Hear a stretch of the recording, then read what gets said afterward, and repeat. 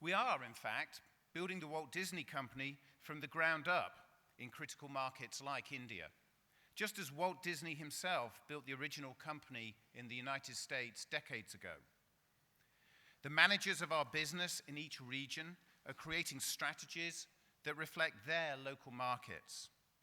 They're actually operating as entrepreneurs, taking what is essentially a startup operation and building it into an extraordinary Disney company in their markets.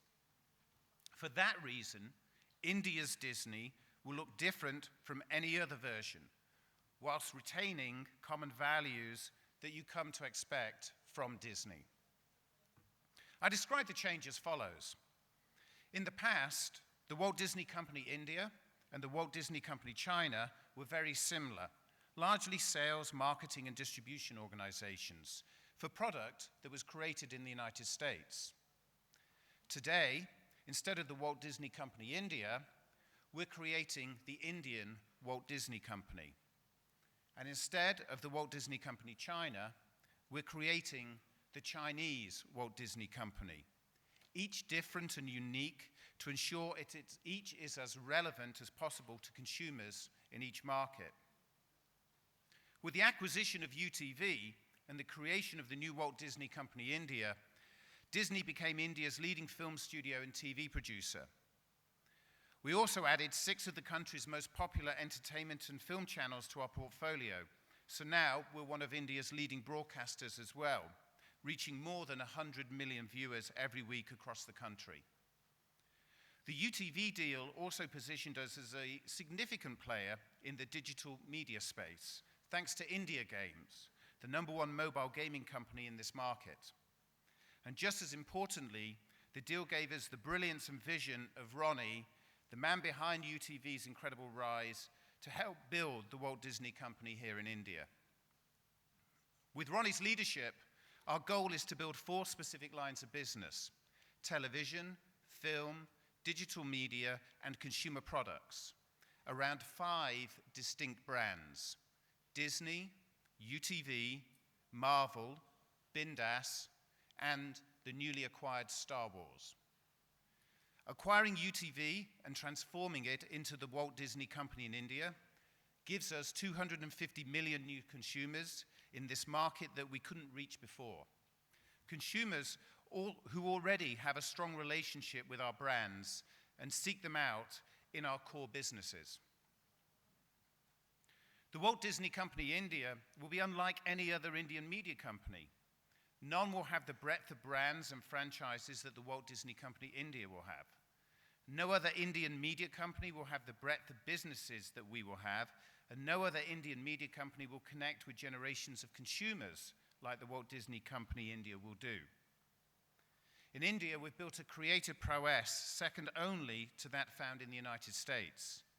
We have creative teams here in India who produce a slate of diverse films, produce a spectrum of original television programming across our networks, build mobile games and applications, and create style guides for our consumer products business.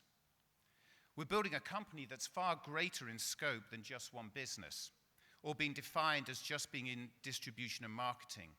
We are building the Indian Walt Disney Company.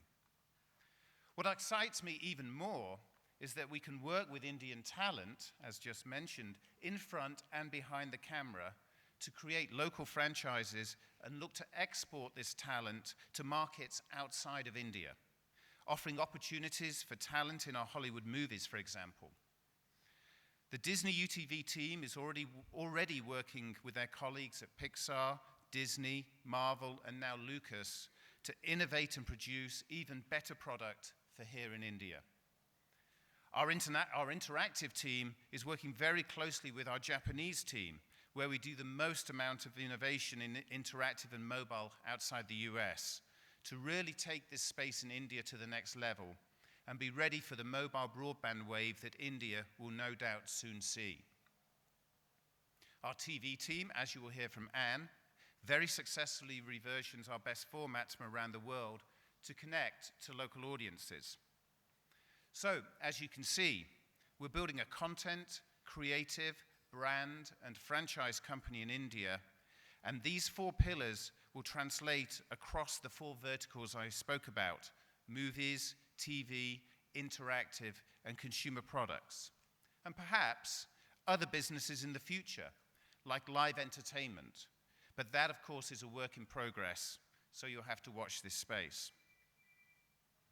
We're clearly investing for the long term and are looking to India for significant growth going forward. There are few markets that offer the tremendous opportunity available in India today. You've got a rapidly growing middle class of consumers that is expected to exceed 500 million people by 2025. Incomes are expected to at least triple during the same time. Additionally, the rapid rise of new technology and India's more recent focus on this sector means that India is capable of the kind of instantaneous shifts and opportunities in the media and entertainment space that simply are not possible in countries elsewhere, that literally have to rip out existing infrastructure in order to replace it with the new technology that will drive the future. That's an expensive proposition, and one that will slow critical change in some of these more established markets, while India has the chance to define itself with the latest technology and innovation, unencumbered by the remains of technology that defined the last century. We've made such a significant amount of investment here because we believe in the enormous potential to be found in India. We share your goals, and we want to be partners in your success. Now, the discussion over the next couple of days will be about the best ways for us to get from here to there, from the current market to the $100 billion juggernaut that we all want for India. Personally, I think all of the elements exist to realize that potential. The only question is how fast we can do it. And there are some things that could potentially drive accelerated growth. As Uday mentioned, injecting more reliability and certainty would accelerate success. Actually, that's pretty much true for the world at large at the moment. We could all use a little more reliability and certainty these days, but perhaps that's a topic for another day. Clearly, it's easier to make decisions and commit to a course of action when you have all the known facts and a degree of certainty. That's as true for individuals in our own lives as it is for companies such as ourselves looking to invest in new markets. It's critical for everyone involved to at least understand what the rules of the marketplace are, and to be fairly confident that those rules are not going to change unexpectedly. India is on the cusp of great change, which creates exceptional opportunities we've been talking about, but also adds a greater degree of uncertainty as the many facets of the government and industry and population go about the difficult business of charting the course forward into the future we all want to see. The more certainty that India can create with clear policies and firm decisions, the greater interest and investment it will attract, and the faster it will achieve its goals for this industry and beyond. One day, in the not too distant future, I hope to be back in a room like this and look out to see a room full of competitors in a robust industry that has exceeded even the most optimistic expectations. Ronnie and I sincerely believe in what Disney has to offer Indian consumers, and we look forward to competing in a very strong market. But to get there, right now, we must all work together to address these critical issues and drive the change needed to unleash the incredible potential and realize our shared vision of what this industry can and should be. The future of media and entertainment in India will be defined and built by the people in this room. It's an honor to be included in the conversation, and I appreciate the chance to share my thoughts about the challenges and opportunities we at the Walt Disney Company see ahead for this industry and this country. We look forward to working with you to build the unlimited future that we all believe is possible in India. Thank you very much for your time.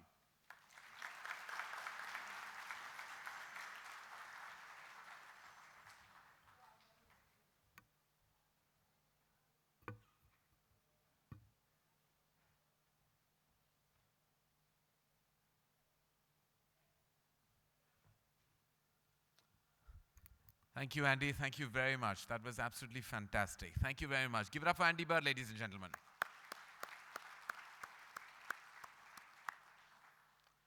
Ladies and gentlemen, we will now release the year-long reference tools which are critical to our understanding and governance of the industry.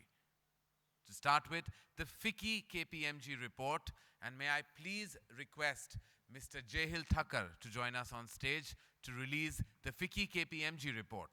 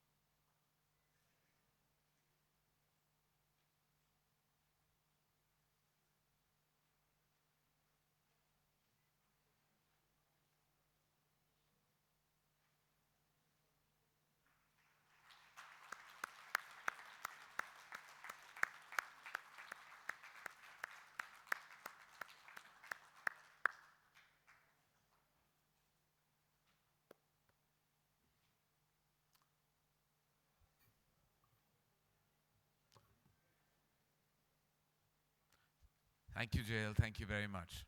Thank you. May I now please request Mr. Shardul Shroff to join us on stage so we can release the FICCI Amarchand Law Book, ladies and gentlemen.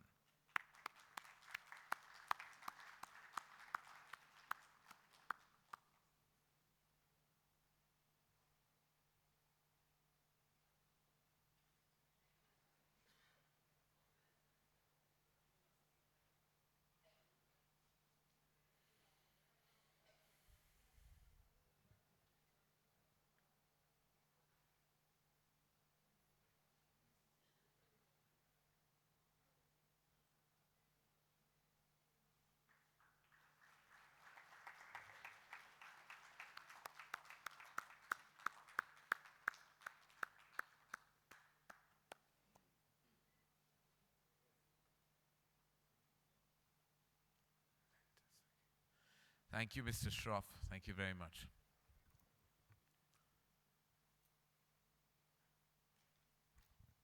At this momentous occasion, we would like to felicitate and recognize the significant and 2-decade-long contribution to the broadcast industry of Mr. Subhash Chandra, Chairman Z and SL Group of Companies. Subhash ji, your body of work is enviable, and you have helped shape our TV industry from the distant days post-privatization of this sector. Please let's have a look of the AV and their tremendous contribution.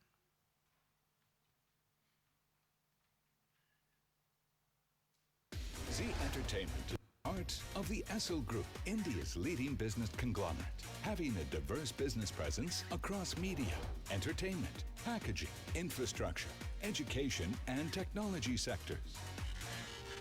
The journey of 1,000 miles began with a single step in 1976 with a commodity trading and export firm, and one man's vision, dedication, and sheer genius saw the company grow into one of India's largest business empires. He is none other than Mr. Subhash Chandra. It was his pioneering farsightedness that gave India its first private satellite channel, ZTV. Z Entertainment Enterprises Limited has been the biggest success story in the over $13 billion Indian media and entertainment industry. Mr. Chandra's dream and his aspirations to make it big transformed a small company into a media and entertainment giant. Z Entertainment started India's first private channel, ZTV, the first channel dedicated to beaming Hindi content in 1992. After taking the Indian satellite market by storm, the company soon aimed at making a global footprint. Z Entertainment went international. Having dedicated channels covering the entire spectrum of general entertainment, news, sports, and movies. It now has become one of the most watched entertainment brands due to its innovative and ever-evolving approach to producing as well as acquiring content that appeals to the taste of their audiences worldwide. The company has been profitable for the last 18 years and has expanded its portfolio in markets worldwide. Z has always localized its programming for the local audiences. Bahasa dubbed from Malaysia, Russian dubbed in Russia, True HD lifestyle channel for local Americans, French subtitles for French markets in Mauritius, Reunion Island, and South Africa, and Aflam for Arabic-speaking audiences. For the best in entertainment, there is only one answer, one choice. Z Entertainment. Namaskar, good morning ladies and gentlemen, and all my friends in the industry. I am grateful to Naina and her FICCI team. Also grateful to the people at the frame for honoring me on completing the 20 years of Z's existence. And I have to apologize that due to some unavoidable circumstances, I could not be with you today. I hope you will pardon me for that. We have seemingly passed 20 years, but it doesn't look like that long. And some of you may remember me as I have been regular on the FICCI frames. And hopefully I'll be joining, if not this year, next year. It really is very fulfilling and sometimes thought-provoking to remember that 20 years ago, which small effort started with just 2 hours of daily programming, has grown into more than 800 TV stations with more than 5,000 hours of daily programming, which I don't think any other country can boast about. Also, the industry, which had a very humble beginning, has grown to $10 billion this year and is likely to be close to $15 billion by 2016. The television industry will continue to grow in the overall media and entertainment industry at a healthy pace of close to 20% year on year, as it has been growing in the past. I certainly wish all my industry colleagues to grow and prosper in this period. As you know that in October 2012, when Z completed 20 years, we had at that stage 670 million viewers across the globe. Of course, major comes from India. And we decided that in next 8 years, Z has to do what it did in 20 years. So it's in line with the theme of FICCI Frames to celebrate 1 billion viewers. We have taken a target to double our viewers of 20 years into next 8 years. And hope to see you soon. And once again, I'm grateful to all of you for this gesture. Thank you.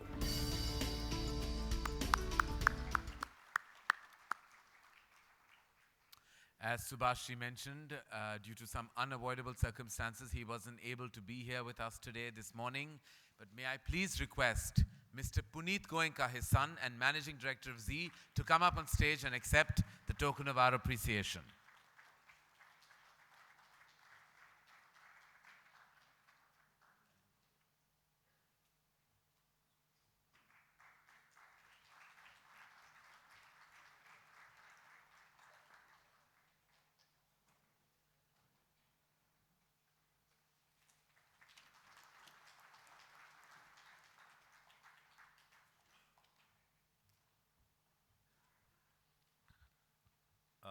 It's a great honor to accept this on behalf of my chairman and especially my father, Mr. Subhash Chandra. Unfortunately, he could not be here, but on his behalf, I would like to thank all of you very much. Thank you.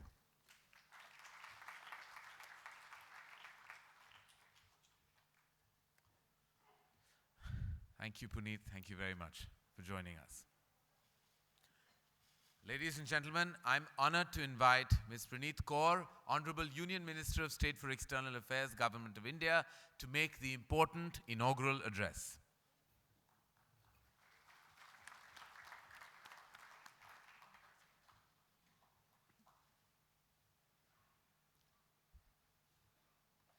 Honorable Deputy Minister, Minister of Culture, Sports and Tourism, Republic of Korea, Dr. Soon Tae Park,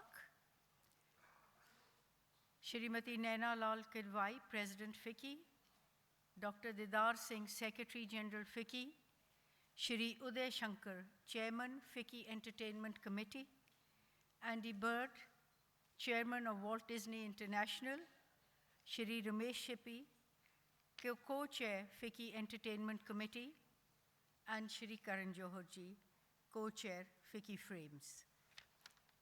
I'm delighted to be at the 14th edition of the FICCI Frames amidst the august company of stalwarts from across the world in media and entertainment sphere.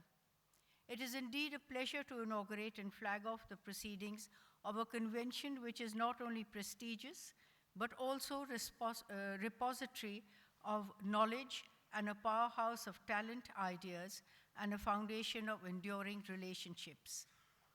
The Indian entertainment industry has solidly and quietly performed over the past 2 decades and maintained its position despite the economic slowdown.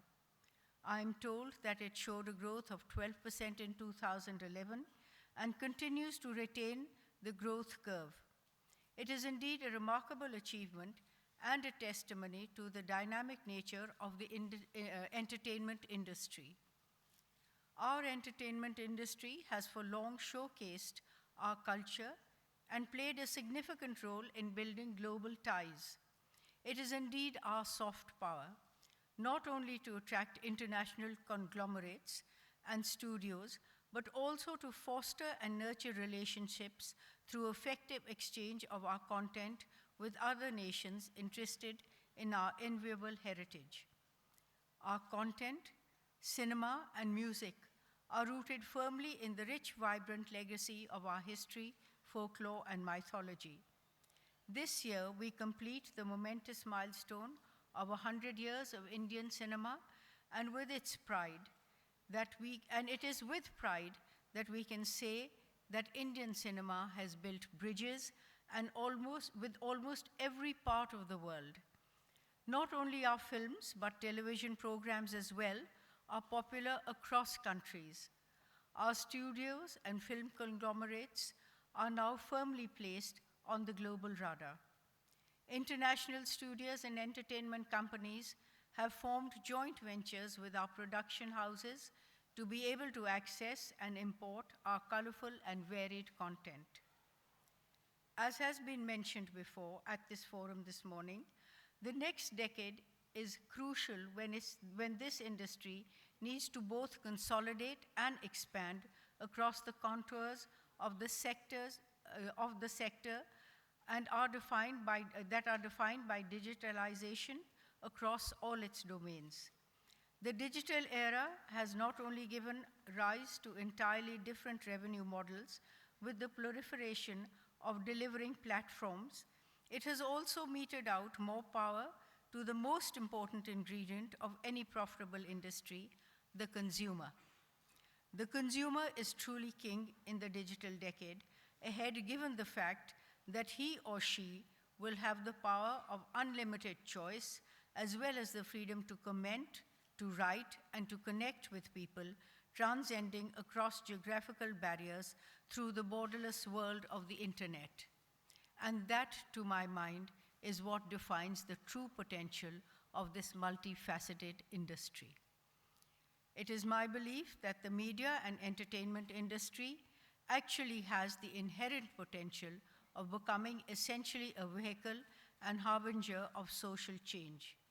Apart from the economic contribution it can make to a country's GDP, as we have witnessed recently in some parts of the world, it was social media which sowed seeds of a much-needed revolution and gave ordinary people the power to unite in a common belief, and there I applaud the potential of the media and the entertainment industry, as it has the enviable ability to connect lives in a disparate world. It is not for nothing that the media is aptly referred to as the fourth estate. Having said that, it is also important to remember that always with great power comes even greater responsibility. While free and fair media is the pillar of a democracy, it rests within you, the stakeholders of our media and entertainment, the upholders of our culture, to show restraint when it is due and to act with integrity when you are entrusted with the shaping of feelings and opinions of our multicultural nation. I'm delighted to welcome our partner country, Korea. I am sure that there is a huge scope for exchange of content and business in our television, film, and animation sectors. I'm glad to note that FICCI has signed an MOU with KOCA 2 years ago, and a lot of commerce has been conducted, and more business ventures will be looked at over the next few days at Frames, with the presence of a large number of Korean companies here. I'm sure that this will go a long way in forging new ties and add to the dynamics with our good, friendly country. I congratulate FICCI Frames for their initiative to bring in the honorable ministers from key SAARC countries, Honorable Minister of Mass Media for Information, Sri Lanka, Honorable Minister Information Communication, Nepal, and Honorable Minister for Deputy Minister for Information of Afghanistan. They are here with us, and I extend a warm welcome to them. I'm told that on March 15th, FICCI Frames will also organize Shoot at Sight, a film tourism initiative with the presence of our state tourism boards along with international film commissions. This again is a giant leap towards concretizing of relationships between regions and nations and further strengthening of India's soft power. FICCI Frames 2013 promises to be an experience in terms of witnessing a slew of ideas in order to meet with the demands of this growing industry and its ever-increasing consumer base.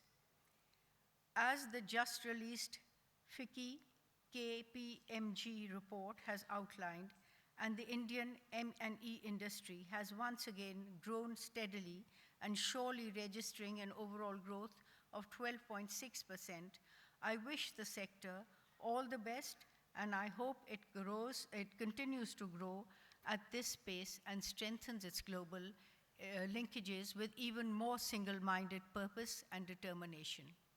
I congratulate FICCI for this venture and wish a fruitful event to all. Thank you.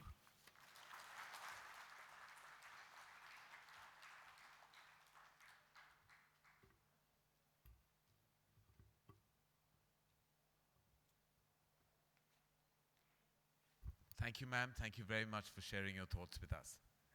May I please request film veteran Mr. Ramesh Sippi, co-chair, FICCI Media and Entertainment Committee, to join us in his inaugural address to us this year, FICCI Frames 2013.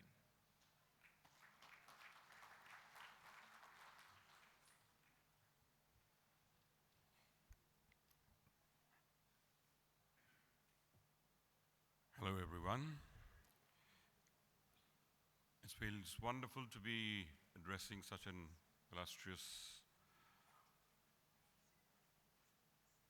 and absolutely expectant audience that is waiting to see this version, the 14th year of FICCI, to move on, and with all the hopes the industry has, to keep improving. It would be my endeavor to support Mr. Uday Shankar, my chairman, in all his efforts, and that is my role. I will do it to the best of my abilities. I think we have challenges and potentials, a great potential ahead. The challenges are equally demanding, and they will